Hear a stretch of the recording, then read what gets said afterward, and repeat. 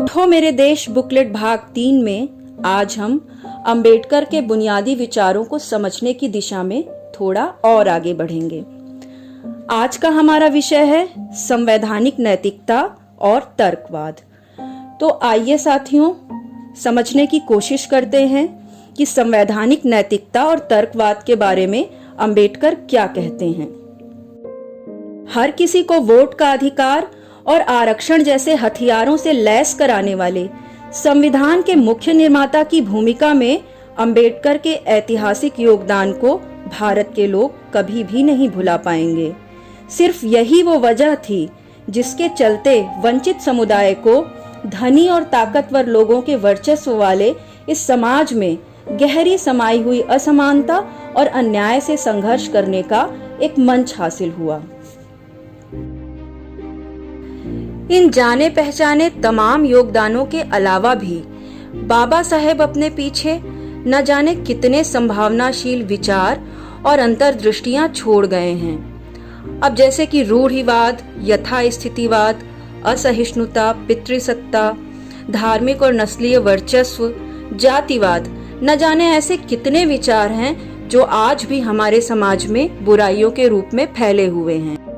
और अगर हम इन तमाम वैचारिक बुराइयों के खिलाफ एक सच्ची आजादी, समता और भाईचारे पर आधारित एक ऐसा लोकतंत्र चाहते हैं जो वास्तव में जनता के लिए हो, तो बाबा साहेब के इन विचारों और अंतर्दृष्टियों को हमें अपनी स्थितियों के मुताबिक विकसित करना होगा और आखिर में एक राजनीतिक हथियार की तरह इस्तेमाल भी करना होगा। अंबेडकर ने हमें साफ तौर पर बताया कि सामाजिक नैतिकता क्या है और संवैधानिक नैतिकता क्या है और इनके बीच असल में फर्क क्या है। जब हम सामाजिक नैतिकता की बात करते हैं तो हमें समझना होगा कि ये समाज के ताकतवर तबकों की नैतिकता है जो पुरातन पंथी है, स्वतः स्फूर्त है, यानी कि अगर सरल शब्दों में कहें तो पहले से स्थापित मान्यता जो पीढ़ी दर पीढ़ी चली आ रही है। और ये नैतिकता सहज बोध पर आधारित है, यानी कि घर बाहर से मिलने वाले स्वाभाविक ज्ञान और अनुभवों पर आधारित। इस तरह की नैतिकता महिलाओं की सामाजिक और लैंगिक आजादी, LGBT समुदाय के अधिकारों, अंतरधार्मिक व अंतरजातीय विवाहों और गोमांस आदि खाने पर पिछड़ा हुआ नजरिया अपनाती है और इस पर रोक लगाती है। जबकि इसके ठीक उलट जो संवैधानिक नैतिकता है वो आधुनिक सोच समझ, समतावाद, सामाजिक न्याय और सेकुलरवाद जैसे सिद्धांतों पर आधारित है, जिसका अधिकार हमें हमारा संविधान भी देता है।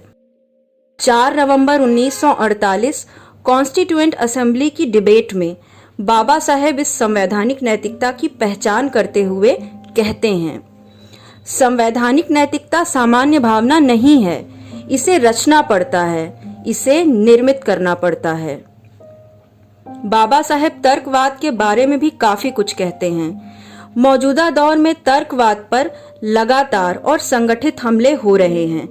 इस विषय में बाबा साहेब की विश्व दृष्टि की एक और बात खासी महत्वपूर्ण है, तार्किकता और वैज्ञानिक बोध के साथ उनका गहरा कमिटमेंट। बाबा साहेब ने बौद्ध धर्म को क्यों अपनाया? क्योंकि उन्होंने इसकी जांच परख के बाद पाया कि इस धर्म में वाद विवाद, प्रबोधन, द्वंदात्मक पद्धति यानी कि डायलेक्टिकल मेथड, सरल भाषा में एक ऐसी तर्क पद्धति जो असहमतियों को दूर करने के लिए तर्क और वाद विवाद की वैज्ञानिक विधि पर आधारित होती है। तो इन तमाम बातों को समझकर उन्होंने बौद्ध धर्म को अपनाया। बुद्ध की शिक्षाओं का सार संक्षेप पेश करते हुए बाबा साहेब ने एक पुस्तक भी लिखी, बुद्ध और कार्ल मार्क्स। इस किताब में तमाम बातों के जिक्र के साथ साथ बाबा साहेब ने लिखा, सीखने का अधिकार सबको है। सीखना मनुष्य जीवन के लिए वैसे ही जरूरी है जैसे कि भोजन। कुछ भी अपरिहार्य नहीं है, हमेशा बाध्यकारी कुछ भी नहीं है, सब कुछ जांच और परख का विषय है।